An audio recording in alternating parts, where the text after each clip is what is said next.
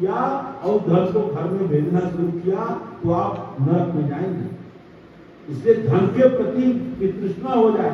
आपको कोई धन दे भी, पैसा दे भी, तो धन का उपयोग कार्य में करिएगा। दो जगह कर सकता है सन्यासी, अपने खाने में खर्च कर सकता है और वेद के प्रचार में खर्च कर सकता है, धर्म के प्रचार में खर्च कर सकता है। सन्यासी को जो भी पैसा मिलेगा वो अपने सन्यास के पहले के बेटा बेटी को देगा तो पाप लगेगा उसको। देना है तो सन्यास मत लो। तो वित्त के प्रति ऐसा हो जाए तो सन्यासी बने। दूसरा, पुत्र पुत्री, पुत्रवधू, पत्नी आदि जितने भी घर के लोग हैं उनके प्रति यदि लोग ऐसा बची हुई है, चलो देख आए पुतवा कितना बड़ा हुआ है, बोलता है नहीं बोलता है, छोड़ के आए थे 3 महीने का था, अब चलता है, चलो देख आए बेटा रोजगार ठीक चल रहा है कि खराब चल रहा है। तो भाई ये सब प्रवृत्ति हो तो संन्यास मत लीजिए, संन्यास लेने में पाप लगेगा। इसी प्रकार तीसरी ऐसा है लोक ऐसा, सबसे ऊंची ऐसा कि आज दुनिया में कोई काम करे ये सोच करके कि हमको प्रतिष्ठा मिले, हमको अपमान न हो। लेकिन सन्यासी वो होता है कि सही बात कहेगा, सत्य का उपदेश करना सन्यासी का धर्म है। उस सत्य के उपदेश से चाहे कोई नाराज हो, चाहे कोई प्रसन्न हो, चाहे कोई आपका अपमान करे, चाहे कोई सम्मान करे, उसकी चिंता छोड़ दीजिए। इतना कुपत हो, इतनी कैपेसिटी हो तब संन्यास लेना चाहिए। और इस कसौटी पर अकेले उस काल में कोई व्यक्ति उतरा तो और कोई नहीं, वो कौन थे? स्वामी दयानंद।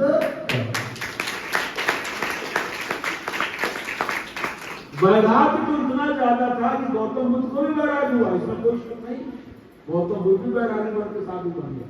लेकिन गौतम बुद्ध का वैराग्य जब जवानी पर आया तो माता पिता परिवार सबने समझा बुझा कर उनकी शादी कर दी। पत्नी आ गई घर में, पत्नी का नाम यशोधरा, बेटा एक पैदा हो गया राहुल। तब फिर बैराग जागा भागे, बिना पत्नी और बेटे के मंदिर के भागे गौतम बुद्ध, वो अलग कहानी है। लेकिन स्वामी दयानंद का वैराग इतना प्रबल था कि माता पिता बंधु भाई सब कहते रह गए, चाचा की मृत्यु बहन की मृत्यु से और वैराग प्रदीप्त हो गया। और जब घर छोड़कर भागे तो फिर दोबारा पकड़ने नहीं आए, पकड़ने आए तो सिद्धपुर के मेले में। लेकिन वहां भी ऋषि दयानंद देखिए कितना बड़ा वैराग्य था। स्वामी दयानंद के जीवन को तो मैं अनुसंधान किया हूँ और 17 ऋषि दयानंद की जीवनियां पढ़ी है, अंग्रेजी, हिंदी और संस्कृत 3 भाषाओं में लिखी हुई स्वामी दयानंद की, उर्दू मुझे आती नहीं। 17 जीवनी मैंने पूरी पढ़ी, अद्भुत स्वामी दयानंद की जीवनी है। स्वामी दयानंद ने सोचने लगा इस बात मेरे मन में आया, रिसर्च स्कॉलर हूँ, कि स्वामी दयानंद की गलती ढूंढूं। होता दिमागी है, चलो स्वामी की गलती ढूंढते हैं, पूरे जीवनी में कितनी गलती है, हमें कोई मिले नहीं। एक गलती मिली, केवल एक, वो भी बहुत मामूली थी। क्या? सिद्धपुर के मेले में स्वामी दयानंद को पकड़ लिया उनके पिता, 4 सिपाहियों के साथ गए थे, पता लग गया था कि सिद्धपुर मेला में गए। वो एक नीलकंठ महादेव मंदिर में स्वामी बैठे थे, किसी का पूजन हो रहा था, सुन रहे थे, कौन से गदाते हुए और दयानंद देख खड़े हो गए। स्वामी ने पिताजी लालजी कृष्ण तिवारी ने कहा, नराधम मातृहंता, तो अपने माता की हत्या किया चाहता है, तेरे वियोग में माता का रो रो कर पूरा हाथ और गुस्से से ऊपर से कपड़े पहने के उसके ऊपर से फटक गया, चिप हार गया। स्वामी याद घबरा गया, बस पूरे जीवन में एक जगह वही झूठ बोले, झूठ भी गया। पिताजी आप नाराज मत होइए, मैं घर लौटने ही वाला था, मैं बहुत तंग आ गया हूँ, अच्छा हुआ आप आ गए और मैं आपके साथ चलती हूँ। स्वामी के पिता समझ गए कि सब ऊपरी बात है, कुछ नहीं है, तो फिर ले चले उनको, लौटा के घर ले चल रहे हैं। 4 सिपाही है, पैदल यात्रा करनी है, दूर बहुत पहुंच गए हैं। तीसरे दिन 24 घंटे तक पुलिस का पहरा रहता था। एक रात्रि में पुलिस सोता था तो दूसरा जागता था। अब 3 दिन हो गए जागते सोते, हाल क्या हुआ? तीसरे दिन या चौथे दिन, इस पर मतभेद है, तीसरा दिन था कि चौथा दिन था। रात में 1 घंटे के लिए सब सो गए, पिताजी भी सो गए, 4 सिपाही भी सो गए।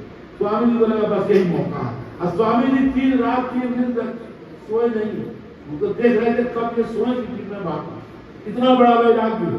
और फिर वहां से भागे वो, तो सोचे कि फिर पकड़े जाएंगे, तो सोचे ऐसा उपाय करें, भागकर 1 किलोमीटर का एक बहुत बड़ा घना घना विशाल वृक्ष था, बहुत बड़ा घना विशाल बरगद का वृक्ष दिखाए और दूर तक उसकी मंदिर के शिखर तक उसकी सब।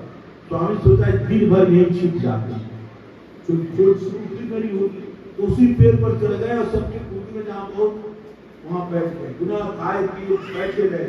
और शाम हो गया, 4-5 बजे के आसपास नींद आती है और सैनिक उसी बगीचे में आकर घूम भी रहे हैं। और स्वामी देखे किसी बगीचे में आ रहे, ऊपर में पेड़ पर बैठा हूँ और कई पेड़ थे, तो स्वामी और तो बोल रहे, लगता है सांस भी न ले रहे। इतना प्रबल वैराग्य स्वामी ध्यान का था। और उसके बाद वो पकड़ में नहीं आए, वो लौट गए। स्वामी ने कहा अपनी आत्मकथा में कि इसके बाद ये घटना होगी, ये 46 घटना, 1846 की घटना। और फिर उसके 24 वर्ष बाद 1870 ईस्वी में जो कुंभ का मेला प्रयाग में लगा हुआ था, वहां कुंभ के मेले में स्वामी ध्यान चल रहे थे। रास्ते में उन्होंने गांव के कुछ लोगों को देखा, पिताजी को नहीं, जो मरमरा गए होंगे, और गांव के कुछ लोगों को उन्होंने पहचान लिया।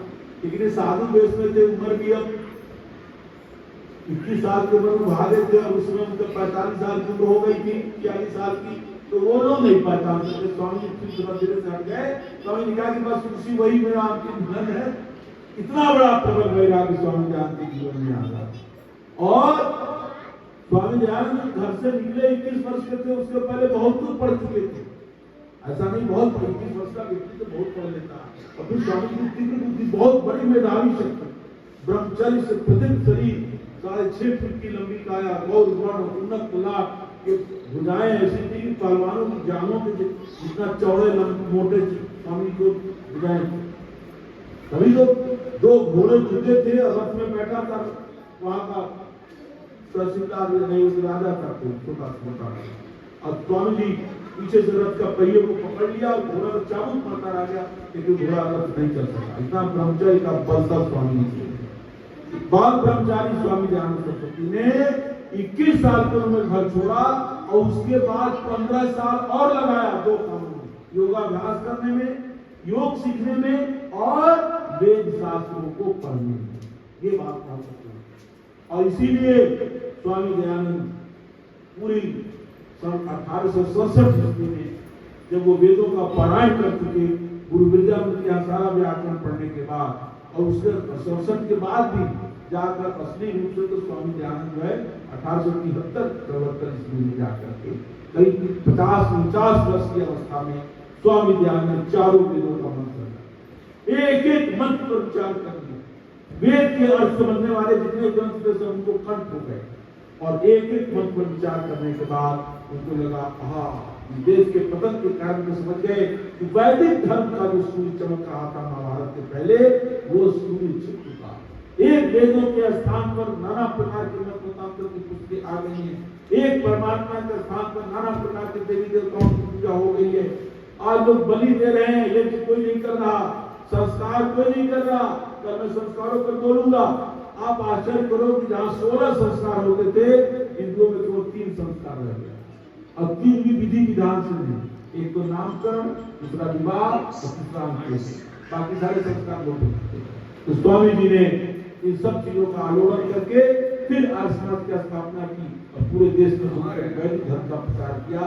ऐसे ही वैदिक धर्म का प्रचार आर्यसमाज का दावा है कि वेद में जो लिखा है, चारों वेदों में जो परमात्मा की अमर वाणी है, और वेदों के आधार पर जिन ऋषियों ने लिखा है, तो उसकी स्वामी जी ने इसी कानपुर में, एक कानपुर है, स्वामी जी ने 1869 में कानपुर में अप्रैल के महीने में एक इश्तहार छपवाया, उसको विज्ञापन कहेंगे। उसमें लिखा 8 सत्य है और 8 गप। और उसमें पहली बात 8 सत्य क्या है, तो उनका 4 वेद, 4 उपवेद, 6 ऋषियों के दर्शन, शास्त्र, न्याय, वैशेषिक, शांति, योग, मीमांसा, वेदांत, और 6 वेदांग, शिक्षा, कल्प, व्याकरण, युक्त, छंद, ज्योतिष। तो 6 वेदांग, 6 दर्शन, 6 12 हो गए, 4 वेद हो गए, 12 4 16, और 4 उपवेद हो गए 20, और रामायण महाभारत। यही ग्रंथ प्रमाण है, ये परतः प्रमाण है, ऋषियों के ग्रंथ परतः प्रमाण है, वेद स्वतः प्रमाण है। 4 स्वतः प्रमाण और 17 ग्रंथ जो है परतः प्रमाण, बाकी कोई ग्रंथ प्रमाण नहीं। ये कहकर स्वामी जी ने प्रचार करना शुरू कर दिया। और आज देश में जो जागृति दिखाई दे रही है, ठीक है, बहुत लोग ऐसे हैं जो आज समाज के मेंबर नहीं है, लेकिन इनके बावजूद भी आज समाज के मेंबर जो थोड़े लोग हैं, लेकिन जो मेंबर नहीं भी है वो भी 50-60% आज समाज की बात मानते हैं। सारे हिंदुओं में स्वामी दयानंद की बात चली गई है। जैसे वर्ण व्यवस्था नाम में चाहे दूसरा तीसरा पाने तिवारी चौधरी यादव लिखे अलग बात है, लेकिन कर्म में क्या हो रहा है? कर्म में स्वामी जी की वर्ण व्यवस्था लागू है। तो कर्म से भी लागू है, जन्म से भी, सोशल स्टेटस पर भी लागू हो जाएगा। उस दिन आज समाज आर्यावर्त हो जाएगा, भारत का विश्वविद्यालय हो जाएगा। इसी प्रकार स्वामी दयानंद ने बाल विवाह का विरोध किया। मैं थोड़ी सी बात 2 मिनट और बोलूंगा। स्वामी जी के पहले, स्वामी जी के समय तक कोई लड़की 16 वर्ष तक कुंवारी नहीं रह सकती। 8 वर्ष, 9 वर्ष, 10 वर्ष तक तो सबका ब्याह हो जाता है। स्वामी जी के समय में तो 10 वर्ष के बाद कोई लड़की कुंवारी रह नहीं सकती थी। आज भारत में कोई लड़की नहीं है 10 वर्ष में इसका ब्याह होता, बहुत कम हो गया होगा।